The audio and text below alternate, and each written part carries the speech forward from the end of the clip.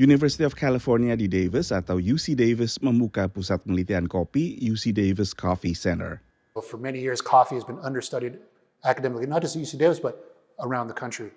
And given how important coffee is to our culture, to our economy, to our society, coffee needs academic study. Mahasiswa meneliti biji kopi sebelum dipanen hingga setelah dipanggang. A lot of people here think of, making coffee. You pour hot water over a brown powder. How hard can that be? Kenyataannya, proses membuat kopi lebih rumit dari perkiraan banyak orang. Most people tend to think that I know I'm kind of like a barista-ish.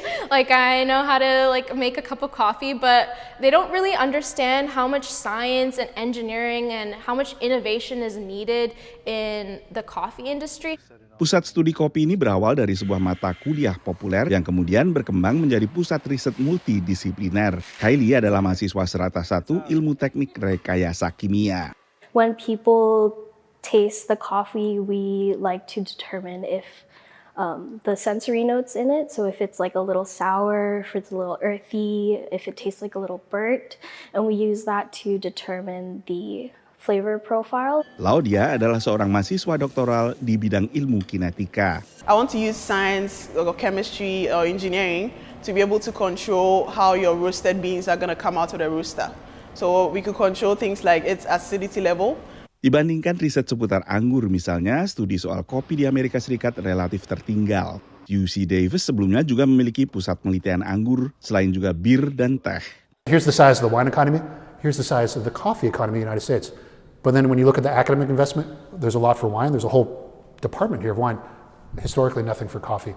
And so that's what we're trying to change. We're trying to elevate coffee and make it a topic of academic research and an academic talent pipeline to help support the industry and help support what's arguably the world's most important beverage. Menurut data National Coffee Association, sebuah asosiasi yang mewakili produsen kopi dan industri terkait, industri kopi di Amerika Serikat mempekerjakan sedikitnya 2,2 juta orang dan menyumbang sekitar $350 miliar ke ekonomi AS setiap tahunnya.